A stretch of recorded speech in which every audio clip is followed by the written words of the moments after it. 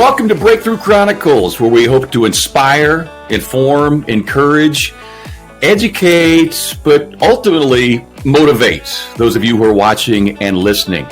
And fittingly, and not surprisingly for those of you who know me and know my guest, he is the first guest here on Breakthrough Chronicles, and fitting for a lot of reasons, but maybe surprising those of you as to why, because he really embodies all the philosophies, the qualities, and the principles that we hope to share here on Breakthrough Chronicles. And I'm talking about none other than my colleague and, more importantly, a very dear friend, one Eddie Johnson, the smooth shooter, joining us here on Breakthrough Chronicles. How are you, my man? I'm doing well, and, I've never been number one. I've always been like number 5, number 6. And obviously I wore number 8 most of my career in the NBA. So it feels good to be number one. Oscar Robertson was number 1. So. Well, I'm not sure either one of us will vie or challenge one Oscar Robertson, but that's another story for another day. But for those of you that don't know, maybe if you're first time listener here and maybe the first encounter with Eddie Johnson and myself, K. Ray. 17 seasons in the NBA, played a season over in Greece, former 6th man of the year in the NBA. But one of the things we'll talk about here on Breakthrough Chronicles is we're not here to dispense statistics and break down an athlete, both current and former, their career. We're here to talk about why they are where they're at today. Because if they are joining us, it's because they're successful, not just in, the professional avenues of life, but just the personal avenues of life. And that's where the motivation and education will hopefully come in here. 17th season in the NBA, but now you can listen to him and watch him doing a wildly successful NBA radio show on Sirius XM. Entrepreneur, author, businessman. He's a father to 2 incredibly successful kids in their own right, and husband to a beautiful wife who has her own successful venture. So it's safe to say the Johnson household is doing pretty well right now. It took a while, though, right? I mean, it took a while from a kid that got to the NBA, 22 years old, really didn't know what to expect. Wasn't highly thought of, didn't have a guaranteed contract, and had to fight his way. And got married as a 25-year-old, and both of us young, trying to figure out what we're going to do. And now when we look back at it, we really appreciate the journey, man. And it's been a journey, K-Ray. It really has. A lot of ups and downs, a lot of frustrations, disappointments, all of that. But that's what life's all about. And right now we're at a space and a place now where we feel comfortable in what we're doing. And now it's just about leaving stuff behind. And that's our goal right now as a family, is just to create things and try to leave things behind for the benefit of others. Well, let's go back because, when people will look on your bio, if they're on Wikipedia, they see Chicago, Illinois. And, when people think of Chicago, they think, Windy City and, this big, magnificent city. But it doesn't really tell the story. And because of where you were brought up in the Chicago area and how you were brought up, I think it's safe to say that all of those life lessons is what has allowed you to navigate all the challenges you've encountered since then. So you are the 6th of 7 children raised by a single mother. So we're going to get to the single mother in just a moment because that is a remarkable feat. But just share with you, Will, to the audience, where specifically in Chicago you grew up, because we've seen and heard far too many stories of, incredibly talented individuals and their lives cut short because of the unfortunate violence that has taken place in that city. So take us back to those early days for Eddie Johnson. Yeah, well, as you said, I was the 6th child in our household, and we grew up in Cabrini Green. And people don't know who Cabrini Green was or where it was in Chicago. It's one of the worst housing projects in the country. But we lived in it, and it didn't seem too bad to us. We were very connected, very together as a neighborhood. When I ventured outside the house, my mom could be across the street then. That means that my mom's friend could treat me like I was her kid to keep us in check. But that area was not the best of areas. Obviously, it was tucked into an area of Chicago where you could literally walk maybe 4 or 5 blocks and you're in the midst of homes that were going close to $500,000 to $1 million. That's where that place was located. I could go another direction and be on Lake Michigan within a span of about 3 blocks. So the area was pristine, but the neighborhood, the environment was not. And if people want to remember what Cabrini Green was, if they can just look back at the show Good Times with JJ. Dynamite! That's Cabrini Green. That was Cabrini Green. And the biggest impact I had, K-Ray, was in 1969 when I was a 10-year-old, and I was standing on the corner, and I saw a tank roll by. And I'd never seen a tank before. But literally a tank rolled by. Wow, from the U.S. military tank. Yes. And that was the day after Martin Luther King was assassinated. And me as a young kid standing there looking up and seeing National Guard located on each corner, telling us to go back in the house, automatic weapons. It was just one of the most surreal experiences that I've ever had. I didn't know much about Martin Luther King at the time. All I knew was I was watching my mom, my grandmother, my aunties, my sisters who were a little bit older than me, just bawling and crying. And what it did, it spurred me to find out more about Martin Luther King and why this was so impactful. And as a young man, I started to ask questions and started to read up on it. And then I came to the understanding that's why they were upset.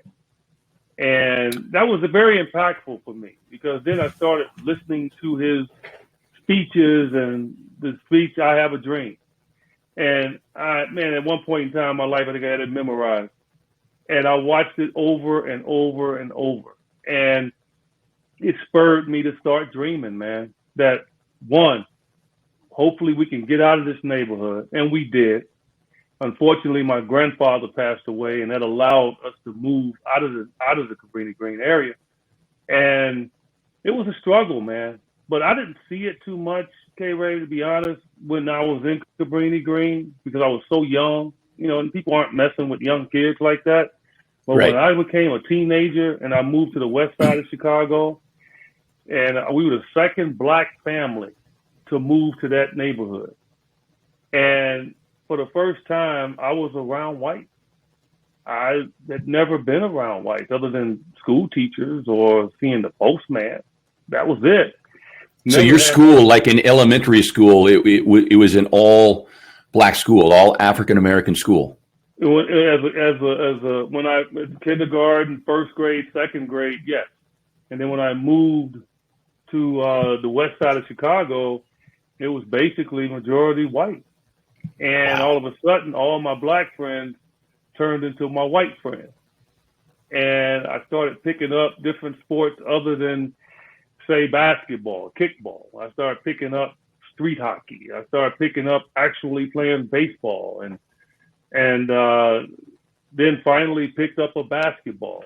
And running around and hanging out with now white kids instead of black kids. And so what that told me is at that time, my mom did a great job of raising me because I didn't have any fear. Like, I didn't have any assumptions. I didn't have any reservations or anything because that wasn't taught in my family. And so when I did, though, start experiencing it was when it started to change from whites moved out and some blacks moved in, mixed neighborhood. And all of a sudden the separation started. And not being able to go into certain neighborhoods, being chased out, being attacked. And this is happening as a teenager. And this is when I started to understand that, okay, this city is very well separated. And that's when the learning process started for me.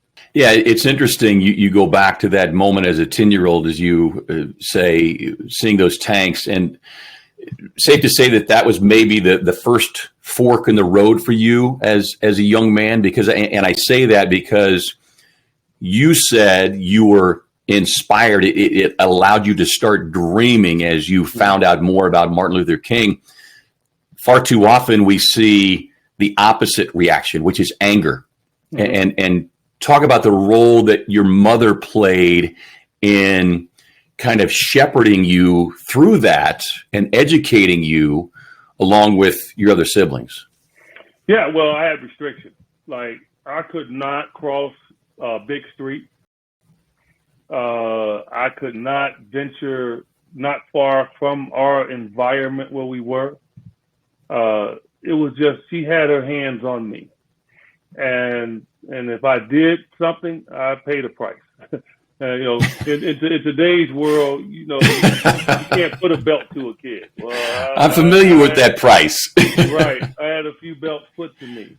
And she just taught me to always be careful, be respectful, and just make sure that your head's always on a swivel and paying attention to your environment. And at times you just couldn't help it. You found yourself in the midst of a situation where I've been blessed to get out of. I walked right into a gang meeting as a 10-year-old, didn't know I was there, ticked them off, they jumped me.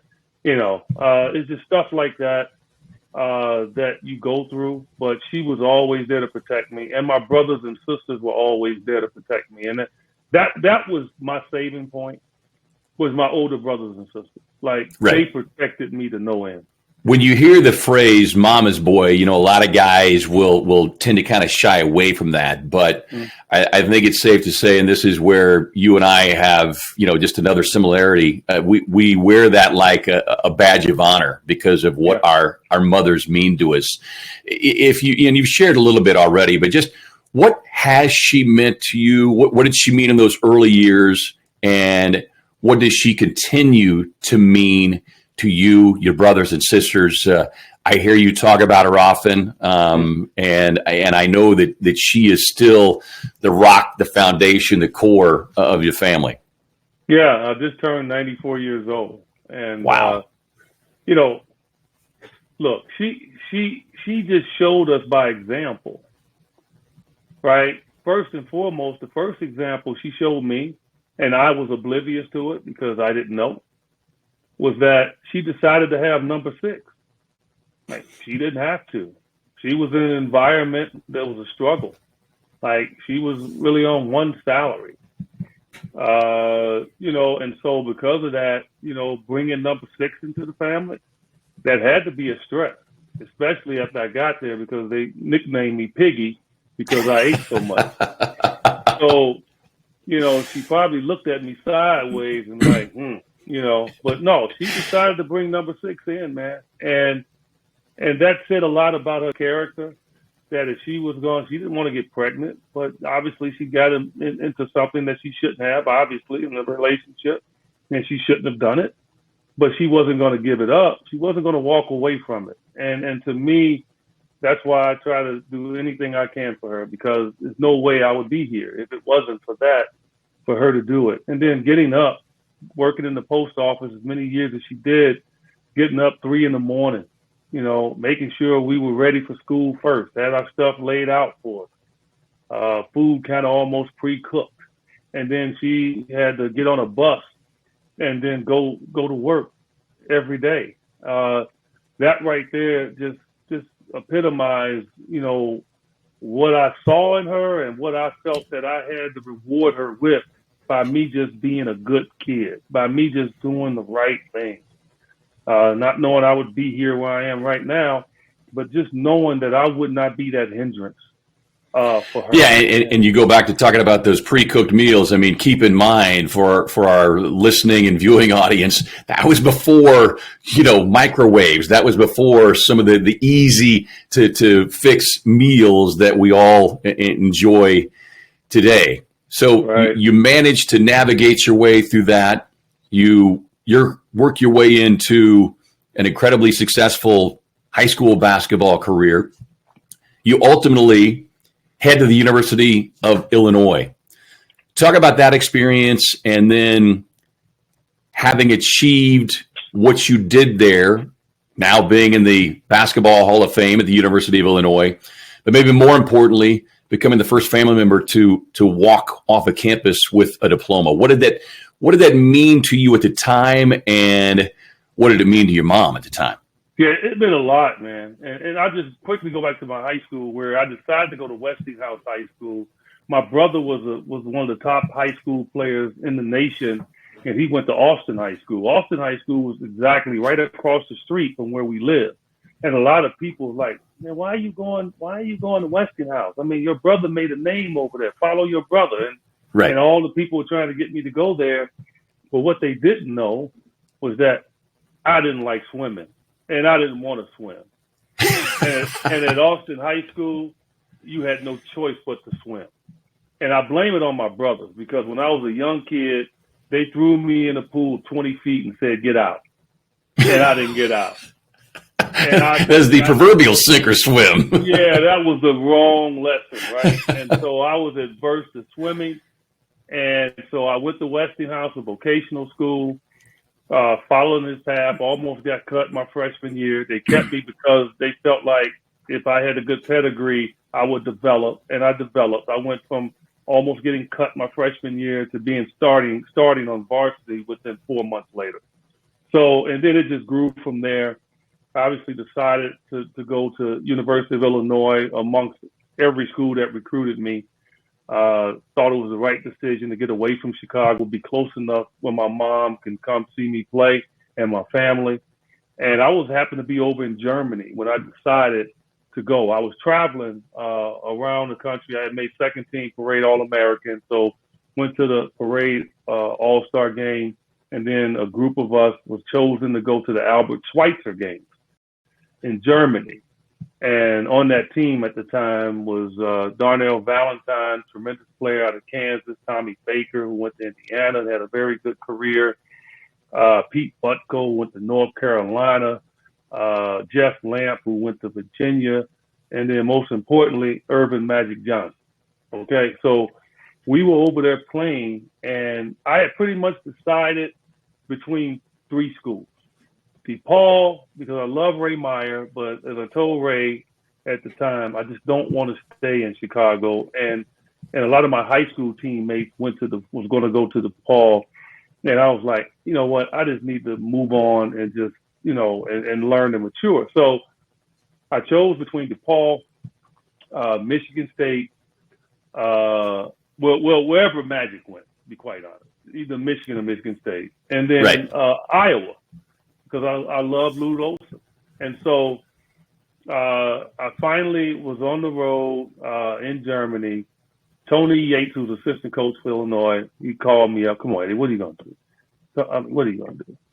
And Tony Yates, obviously, an African-American coach, I looked at him as a father figure. And that's what won me. That's what won me over with him. This guy, I looked at him as a father figure. I love the way that he talked to me, the way he spoke to me. So I told my mom while I was in Germany, I said, look, I know you're going down there to represent me because I think I got player of the year. And so she had to go down to Champaign, where Illinois is located, to pick up the trophy. It was a banquet. She was going to speak in my honor. And I said, oh, by the way, why don't you just tell them that I'm coming to Illinois? Oh, by the way. Yeah. And that blew her away. She was happy about it. And she got up there, a lady that rarely would speak in front of audiences. I still have the paper, the news clipping from it. And she got up there, man, and she spoke and she told them in a tremendous way that I was coming there. And so, yeah, that's how I got to Illinois. And I promised her, I said, I'm not just going to be a basketball player. I'm going to be the first in this family to get a degree. And lo and behold, I was. And to me, it was a special degree because it was a degree that could hopefully lead me to law school. And unfortunately, when I got to the league, I was just playing too much, and I gave up that idea quickly. Yeah, but again, something that a lot of people may not know is that was your intent to pursue a law degree. Yeah. Yeah, it was. I had already studied. I was studying for the LSAT my senior year. University of Illinois attached a professor to me that because they wanted to make an example out of me, and so I worked with him. He helped me with my thesis, my history degree to graduate. It just, man, I just had so much help at that school, but not the kind of help where they were doing my work. It was the kind of help where they were pushing me and knocking me along. And I'm still good friends with a lot of my teachers. Art Goldsmith was my economics teacher. Still very good friends with he and his wife and their family. And yeah, so I left there, man, and I was all set. If I wanted to come back, take the LSAT, I was going to get into Illinois Law School. And I studied it for a summer. Cotton Fitzsimmons, man, played me. I'm going to tell you when I knew that I couldn't. My second year in the league, when Cotton Fitzsimmons played me 4 straight games of 48 minutes. I knew there's no way. I was like, right. I will not have the energy to do this. And so, yeah, he played 48 minutes, man, in 4 straight games. And I was ready to go to 5th game until one of the assistant coaches said, come on, God, get the guy. Almost unheard of in today's game. No, yeah, unheard of. Unheard of.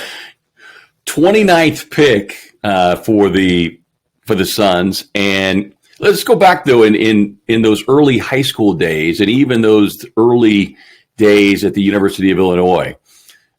You talked about, getting close to being cut. How did you navigate those early obstacles and challenges? And who did you, aside from your family, who did you lean on? Who were some of the people that helped you get through those periods in your life? Yeah, I think all of us at one point in time, we tend to maybe want to quit, right? Because we don't know. And 8th grade was that time for me. And the coach name was Mr. Roop.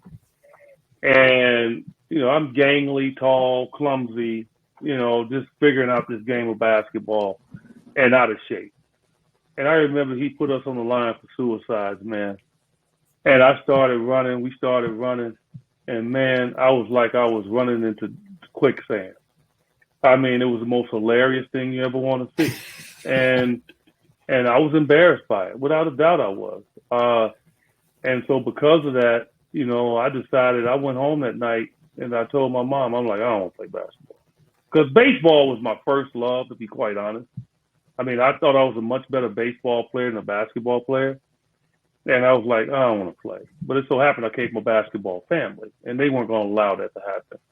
You ever seen a 6'6" third baseman? They would just say all these things. So I had made up my mind I was going to quit. I showed back up to school. I missed the morning practice, wasn't there. And he saw me, the coach. He said, why weren't you at practice this morning? I was like, Coach, I don't think that's for me. And he looked at me. He's like, let me tell you something. He said, you worked harder than anybody in there. That's why you were tired at the end. And I looked at him. I'm like, what? He said, you ran harder in practice than anybody.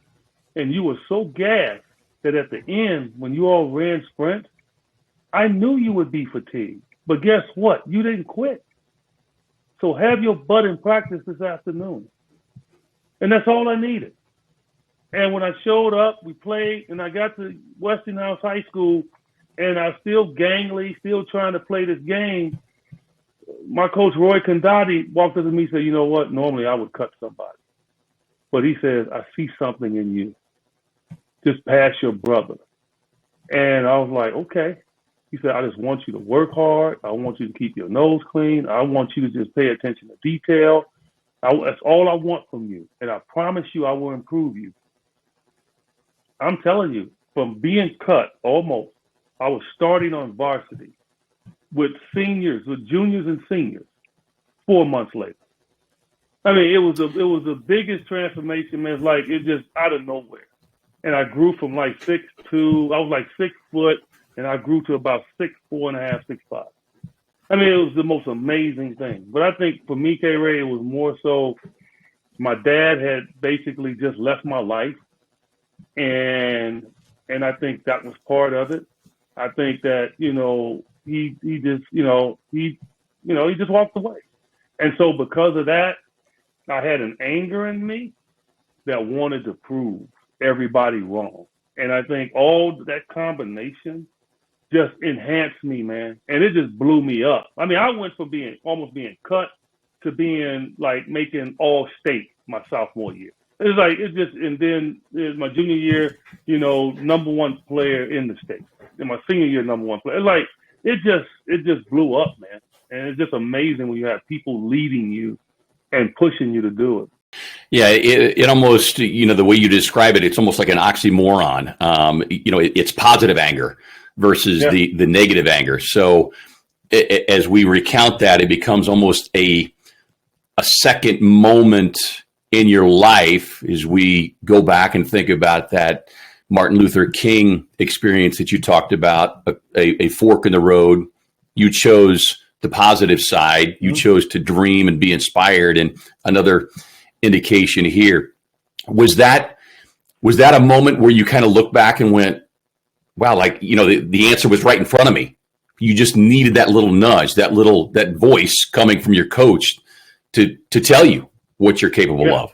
Yeah, because I wasn't getting that. I would get it from my brothers, but at that point in time, they went to their own life. My oldest brother, he had gone to the military.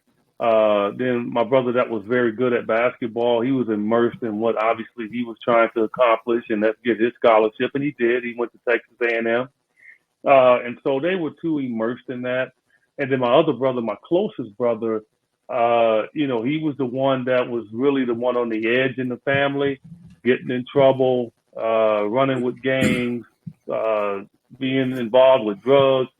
And so even though he was my closest brother and he was the one that taught me how to read and the one that really loved on me, no one could put their hands on me in the family. He would protect me at all times. It was hard to really communicate with him because of the things that he was getting into.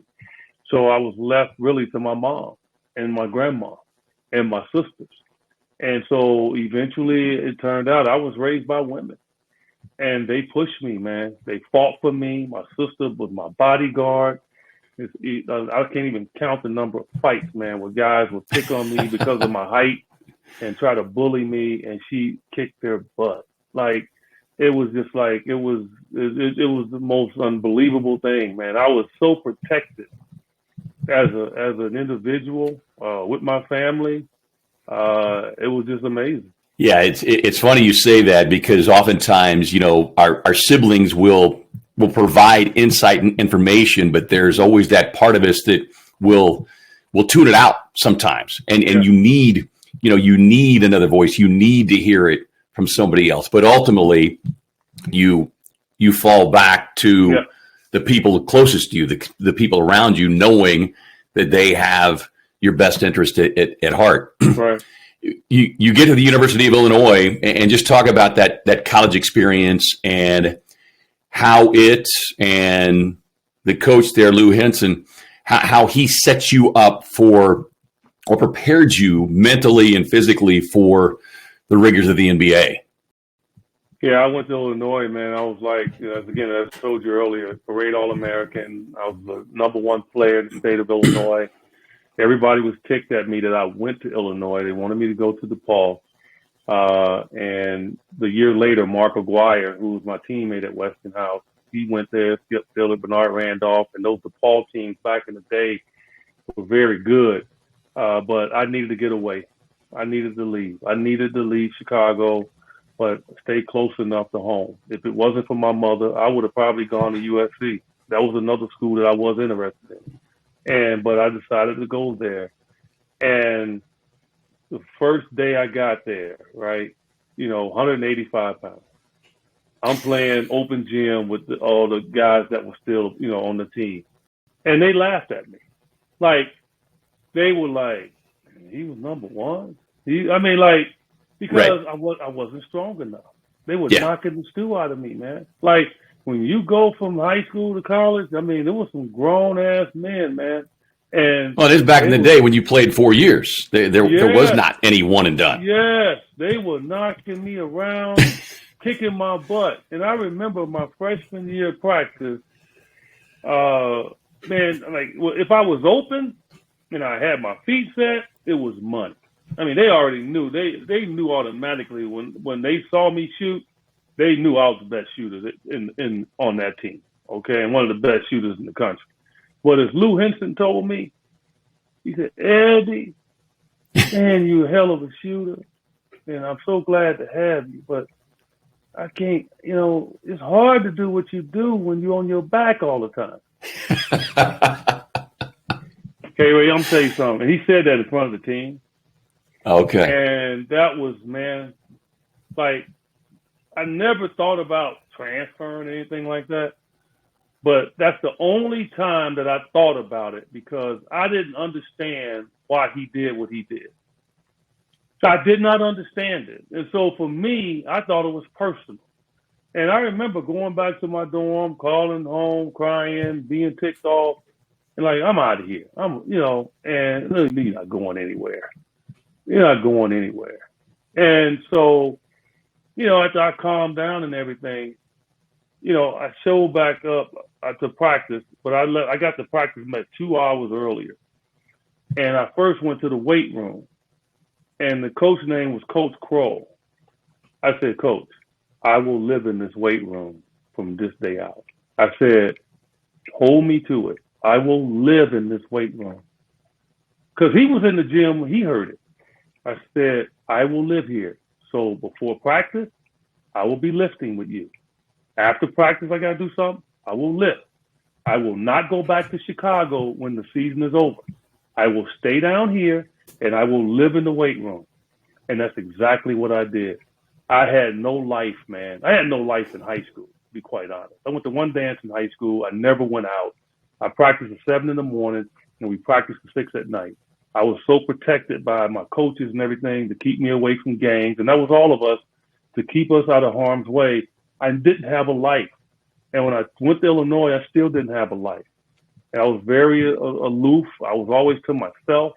And I think people took it the wrong way. And it got worse.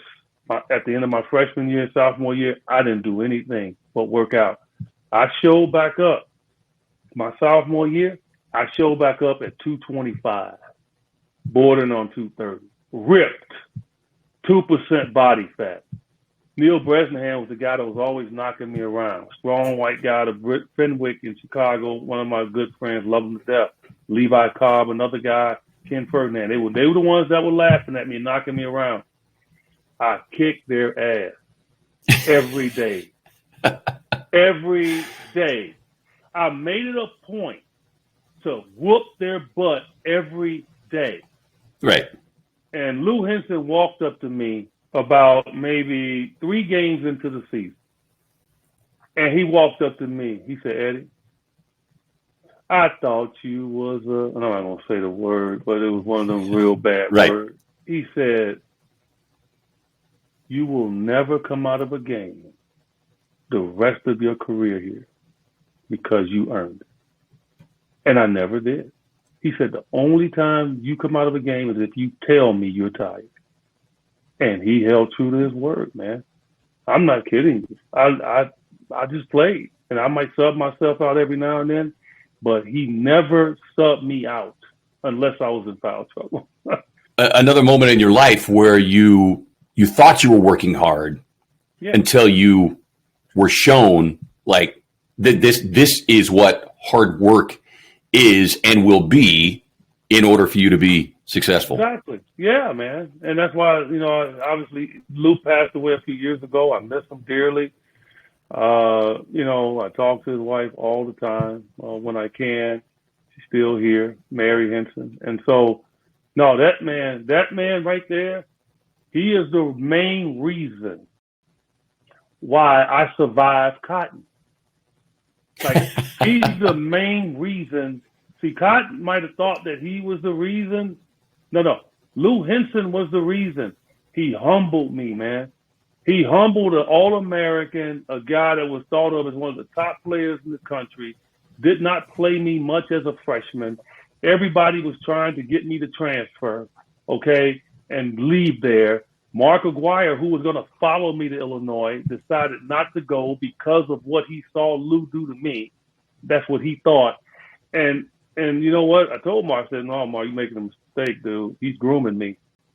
But I understood why Mark went to DePaul, and he made the right choice. He became, Right. college player of the year there, and the number one pick in the NBA draft. So he made the right choice.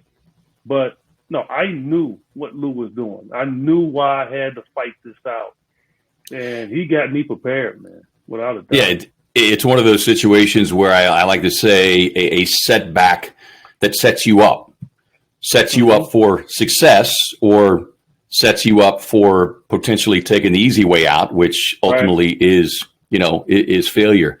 So incredibly successful collegiate career. You go on to the NBA, 17 seasons. Just talk about the challenges that you encountered both as a rookie, and then as you got older, a veteran. You experience different kind of challenges, and I think as we all learn through life, just when you think you've got it all figured out, you get curveballs thrown at you. So how and who got you through those times in the NBA? Yeah, and I got drafted. I didn't have any guarantees. When I got drafted, man, I left the draft in Chicago. I went to Chicago Bulls headquarters. I got back on the bus and went back to work. Like Mark Aguirre and Isaiah Thomas, two childhood friends that grew up with me, they both got in their Mercedes and drove off. Okay. I mean, that's where I was. That's where I was in my mindset as a basketball player. I wasn't 100% sure that I would accomplish my dream. I knew that I was going to put the work in, but I just didn't know. And so went back to work, man. And so over the period of that off season, started having communication with the Kansas City Kings, who drafted me number 29. Knowing I didn't get a guaranteed deal. So I show up there for my rookie camp. Curtis Berry, big, strong, forward, played at University of Missouri. You should probably remember who he was. He played with Stefanovic, and and we're in the camp together. And I went right at him. Tried to abuse him. Went right at him. Like, the one thing my family taught me, man, like, I wasn't the one to be out there game banging and all that, but I had a lot of fights in my career, in my young age. I did. I had to fight. I wasn't proud of it. Got my butt kicked a number of times, but I kicked a lot of butt. And I fought, though. I mean, and I once fought a kid for 1 week because he kept kicking my butt. I said, you're going to keep kicking my butt till I get the best of you, dude. That's just how it's going to be. He finally relented, man, and just said, man, just hit me. He said, you crazy. I said, no, I'm not. I said, I'm relentless, man. And so for me, I went at guys, man. I didn't have that guaranteed deal, K-Ray. I tried to punish anybody I could. I went after every rebound, everything. And I remember, man, this, like, some things in your life you just remember. I remember, like, playing so well in a scrimmage in the rookie camp. Like, I turned, and it's almost like God told me, Eddie, just turn to your right and look. Man, Cotton was staring at me like I was like some lost long kid. I mean, like, the way he was looking at me, it was with so much love and admiration. I will never forget that look. And I remember he turned to his son, Gary Fitzsimmons, who's assistant coach, and he said, we got a real one here. And I remember him saying that. He didn't know that I heard it, but I could see he said it. Man, that's all I needed, dude. I'm telling you, man, that's all I needed, man. And I just said, Eddie, you got this.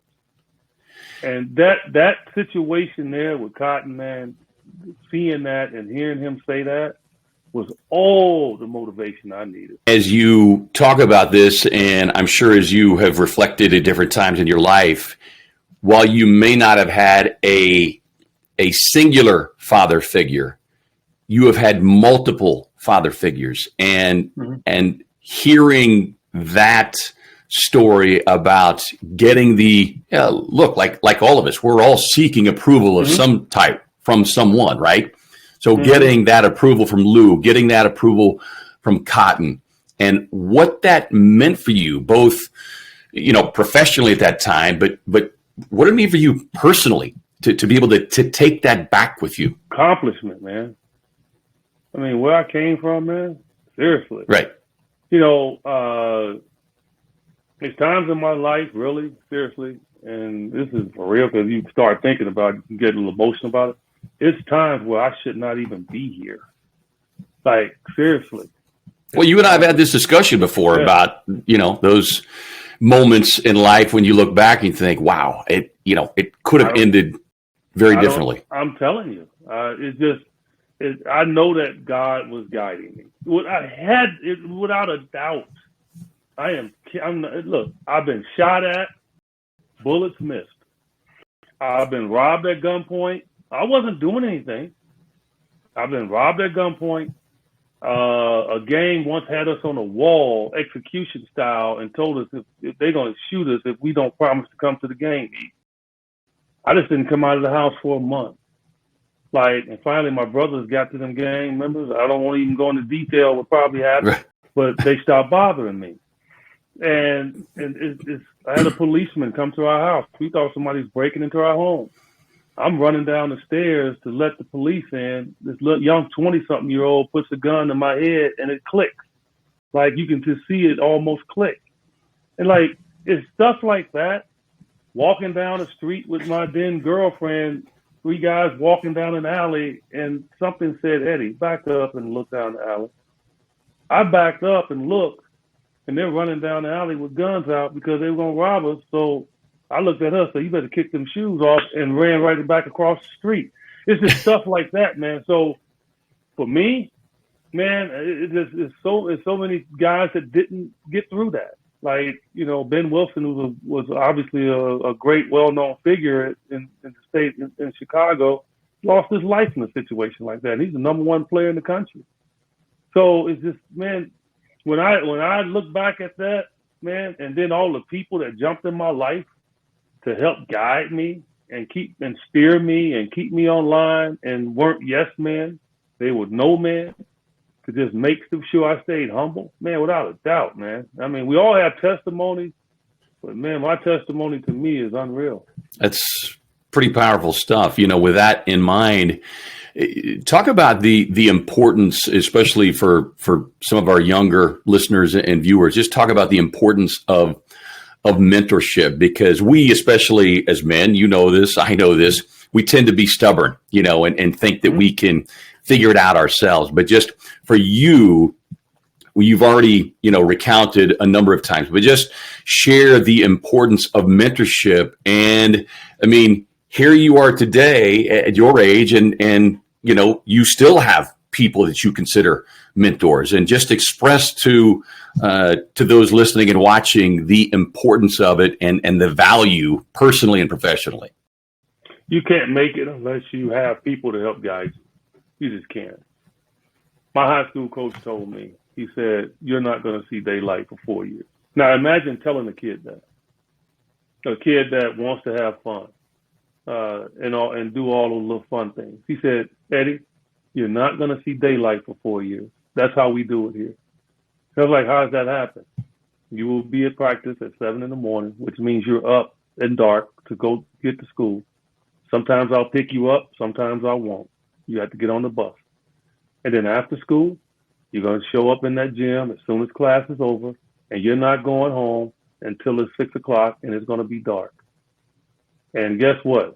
He was true to his word, and he's right about the dark, because our school was a converted candy factory. We didn't have many windows, so we didn't see much sunlight. So he was true to that, and it helped prepare me.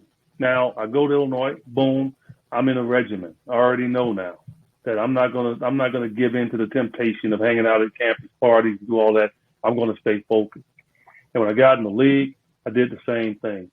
Okay, one of the weirdest situations I ever experienced when I first got in the league. Now, understand, I grew up around a brother that lost his life at 25 years old because of drugs. Okay, and probably because of sharing needles. At that time, HIV wasn't obviously a known sickness and a disease back then, right. But that's probably what he died from at 25 years old. And so, So when I got to school and I got out of there, then I got to the league, I was already like seeing parties in school and drugs are out on the table and I'm sitting there watching the game and I'm not even paying attention to them.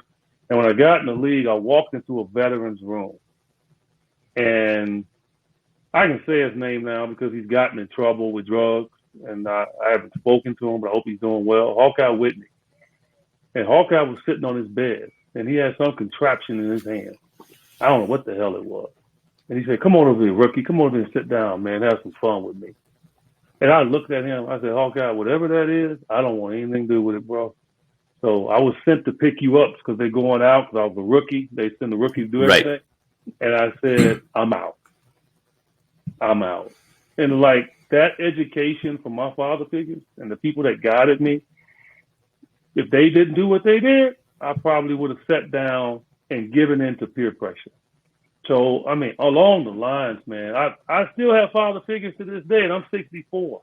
I still have people that I love their advice.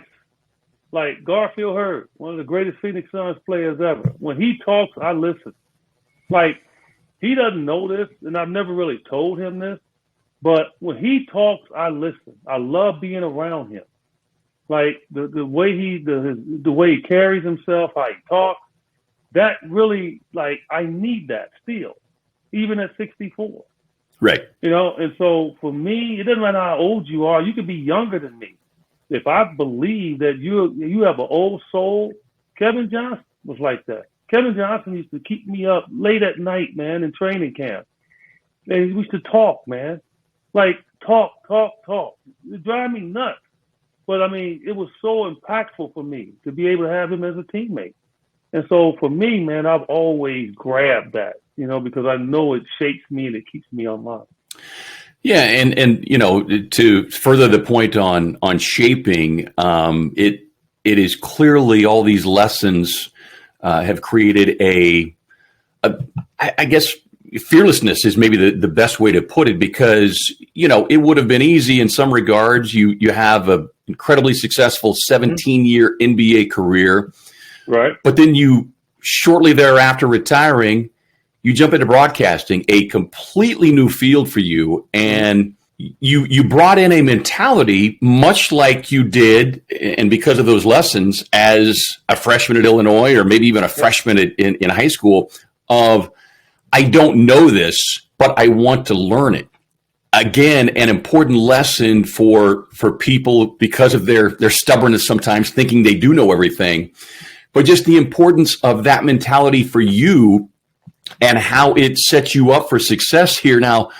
20 plus years, you've been a broadcaster longer than you were an NBA player, but those early years of being willing to listen, absorb, and learn, just recount some of those.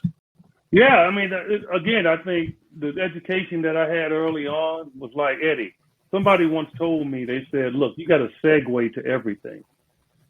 And that's what I try to do with my life, is try to segue. I don't try to sit down and think, okay, I know this. I try to study it first. I try to be ready for it, because I don't want to sound dumb. And so for me, I was very talkative as a player. Obviously, I wasn't that way all the time, believe it or not. I know it might blow you away and anybody else, but I was very quiet. I didn't start really talking until I was probably 25 years old. When I tell you quiet. And sometimes if you catch me, and you probably have at times, where I will go into this sullen mood where I'm not as talkative around people I don't know. And so for me, I still have a part of that, but my wife, Joy, saw it, and it bothered her because she felt that I was missing out on opportunities. And so she kept pushing me. When we first got married, you got to get out there. You got to talk more. You're just too damn quiet. You got to.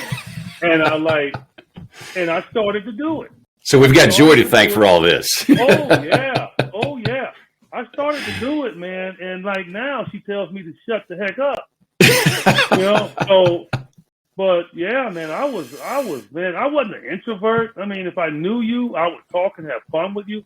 But if I was in an environment where I didn't know the people, they would not hear a peep out of me. I'd just be observant. Because a lot of times, maybe because I didn't think I was smart enough to jump into what they were talking about.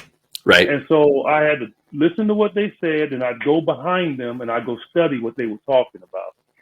And then if we had a conversation the next time, then I would talk about it. So I think it was more so like insecurity, maybe a little bit, and Right. why I was quiet, because I never talked in school. I never, unless I was talking trash or just acting a little silly. But in regards to asking the teacher questions or something like that, I was never that kid. Never. Always quiet. You know, social media is a great tool. It can benefit us and has benefited us in so many ways, but I think it also allows people to create assumptions. You know, they see your profile, for example, and they see, oh my gosh, you know, Eddie Johnson's so successful, you know, broadcaster, NBA radio, Suns TV, entrepreneur, all this.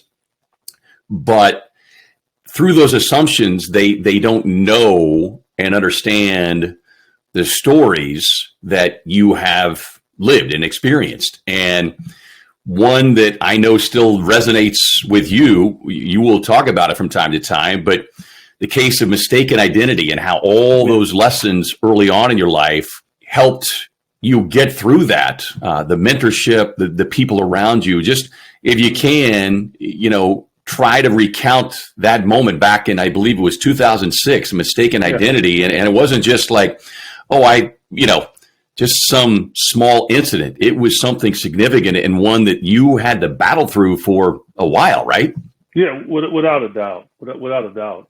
And, you know, look, I felt that me having a 17-year NBA career, me getting into broadcasting, being an analyst for the Phoenix Suns, being in demand for people that wanted to talk to me and hear my opinion, I felt like, okay, maybe I've made it, right? Yeah, I think I've arrived. Hey, Ray, yeah, you're never going to arrive in this life. There's always going to be some people that's going to doubt you, some people that don't know you, and they're going to have an opinion of you. And then if they see something happen, they're going to jump on it because they probably wanted to say that all along, or they were waiting for something to happen and they could never get you, right? And I would use an example like, i.e. LeBron right now. Like, people are always trying to find something to get him on, and they can't find it other than, oh, he's just, he just passive aggressive, or he's just this is that, right? But it's nothing like he's done. And for me, I'm in Hawaii. Like, I'm in Hawaii, man, with my family on vacation, having a good time. And I land back in Phoenix, and I noticed, I looked at my phone, and trust me, I don't get a ton of text messages and calls. I had like maybe 60 text messages. I had like maybe 40 or 50 missed calls. And I'm like, what the heck? And so I'm like, I don't know what's going on. And then I get a call from, obviously, you know, one of my best friends in the entire world, Mike Woodson. And Woody was like, you okay? I'm like, why? What do you mean I'm okay? Yeah. We just got back from Hawaii. What, you sure? What? Yeah. And he said, you don't know what's going on? I said, no, not at all.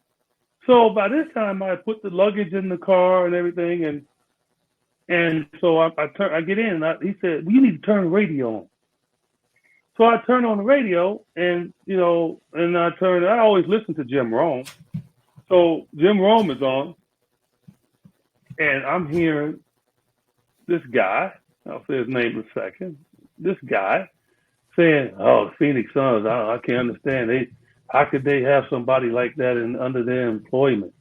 And I just can't believe nobody knew he was a pedophile, and he was this, and this is just unconscionable. I mean, he's attacking young kids. I was like, and then he said my name, you know, Eddie Johnson. I cannot believe that. I mean, how could the league just let this sneak by? I mean, this had to be something. I'm like, what? And then I turned on some other stuff. Then some other people called me, and it's like, yeah, the Eddie Johnson, he played for the Hawks. He got arrested because he was involved with a young kid. I was like, what? And then all of a sudden, I'm looking at my email. I'm getting death threats. I mean, it was like in a span of like now an hour, I didn't figure this thing out. Right. I mean, all I could do was just put my head down, man, and cry. It was like, how am I going to get out of this, right? Knowing this is not me, but also knowing that it could be some crazed animal out there that now wants to go, do something to me. Right. And that's what made it difficult, man, in that regard. So I immediately went home, locked my doors. I ain't going out the house. And all of a sudden, then my, people that know me started getting a hold of these different entities and telling them that, no, that's not me. But Skip Bayless, and for people like on Twitter, I know they see me always go at him. This is why I go at him, because he knew who I was. This dude covered the NBA. He covered basketball. And yet, he didn't do his homework. Mm. They said Auburn. He knew I didn't go to Auburn. They said 6'2". He knew I was 6'7", 6'8". But yet, in his exuberance, to get the story out, to maybe get a pat on the back from Jim Rome, who we was filling in for. Because you see how he is now. You see that's what he does. He goes for the shock factor. He wanted to be the first to rip me. Man, I never forgive that dude for this. Never. Ever. Ever. I mean, it's like, you do your homework, dude. That's right. all I said. Yes, 2 Eddie Johnsons. Yes, he's gotten in trouble in the past. I get it. But then do your homework. And he didn't. The Chicago Tribune didn't do their homework. Almost didn't do their homework. They were a few minutes away from running a huge story on me with my picture. Good for them that they didn't. Bad for me in a sense, because I already gotten the vitriol, but bad for me because I've been a very, very rich man. Right. So, yeah, and like I said, it straightened itself out to a point. It's still to this day, people make the mistake. Right. To this day, people still putting my picture up instead of his. And it's unfortunate. And, some people pay the price for it. I can tell you that. Skip Bayless paid the price for it. Truly did. And but money is not the Band-Aid in this situation. Like I said, I had over 2 million hits on my website. Well, I was going to say money is one thing, but the value on a person's name, you can't really place a true value, especially in a situation like that. Yeah, you're right. And it's like I said, I got my health, man, and I don't too much worry about that anymore. But I think it set me back. I think it maybe cost me a job or two. I think sometimes I feel like it cost me a national opportunity because it's not the fact that they knew it wasn't me, but the fact that my name would bring association to him. And maybe they didn't want to deal with the repercussions of people having to explain it constantly. Yeah, I truly believe it. I truly believe it in my heart because up before then, I was up for jobs like that.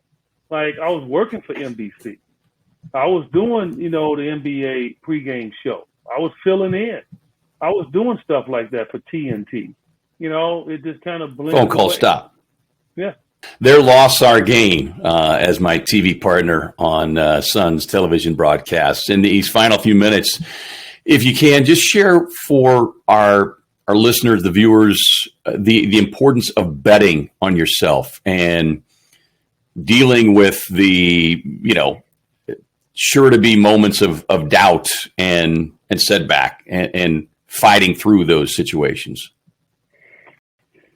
Say it again, K-Ray. I'm sorry. I just got some bad news on, so just say something else. Yeah, no, if you can, just share the importance for those watching and listening, the importance of betting on yourself and understanding that there will be setbacks and moments, but being able to fight through those and not constantly question yourself and picking yourself up off the floor and continue to fight through?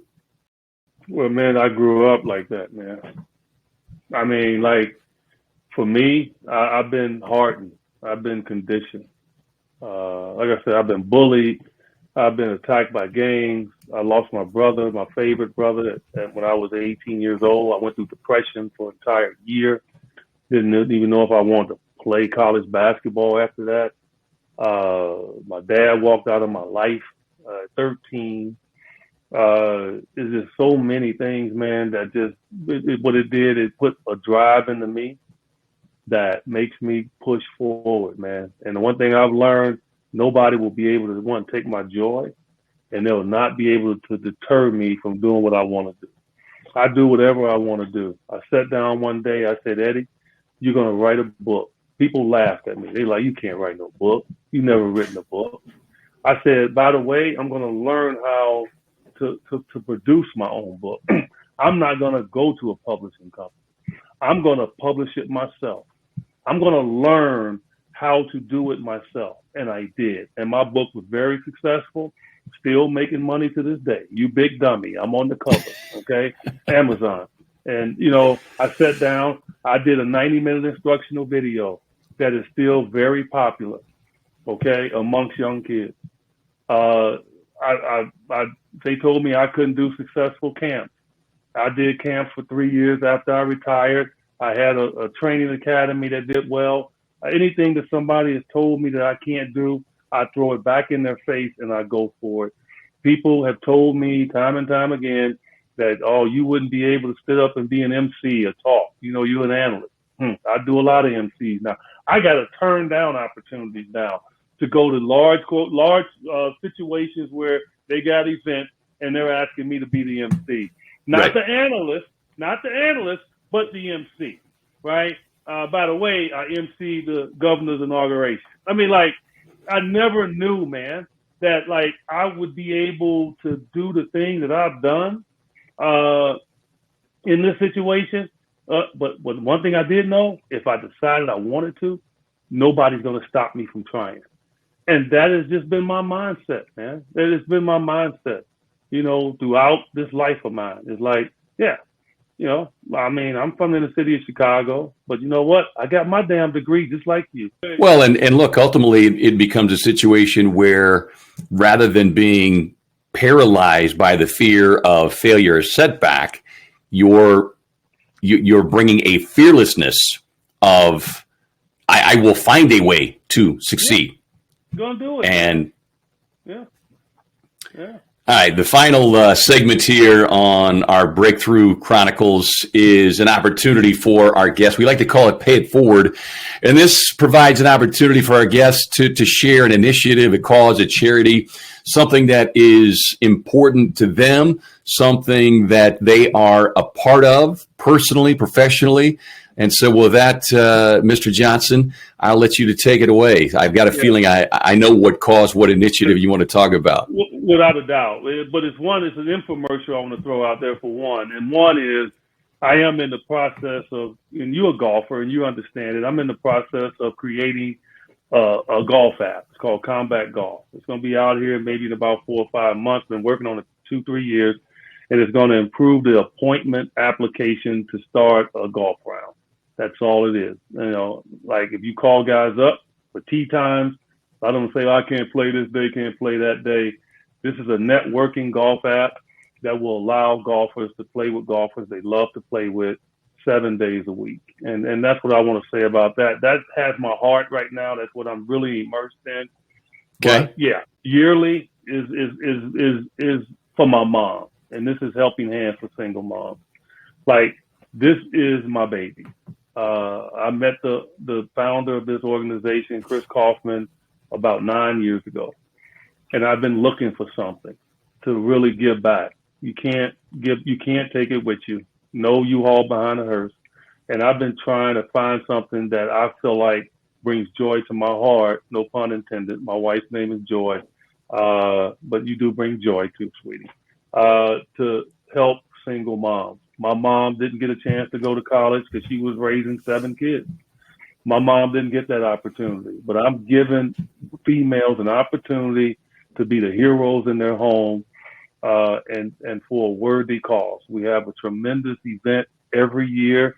You can go to helpinghandsforsinglemoms.org and check it out.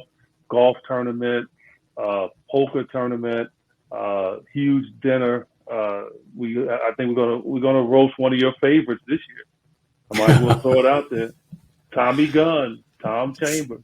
Tommy Gunn, I love it. Okay. He's submitted to be roasted this year. And so that's going to be fun. And we do it in October the 13th weekend. So it's a tremendous weekend at Talking Stick Resort. And so this will be our 9th or 10th year. We've raised over $1 million+ to send single moms to school to be the heroes in their home. And that to me, man, is to give back to my mom who didn't get that chance. Yeah. All right. So for those of you watching, listening, we'll have the address posted up there so you can log on, find out more information, and maybe you want to get involved. And at the very least, maybe find you out there at the golf tournament. All right, brother, that's going to wrap it up. I cannot thank you enough. I feel like we could talk another hour about your story, your stories, but you've got some work to do yourself. But thank you so much for being the inaugural guest here on Breakthrough Chronicles, and hopefully we've had found a way to inspire, inform, and more importantly, motivate somebody watching or listening here today. Well, hopefully I'm the first, and then I'm maybe the 21st, and then the 51st. So, and then the 101st, okay? So I'll be a part of your show forever. Congratulations. We'll christen it along the way. All right. Thanks, my man.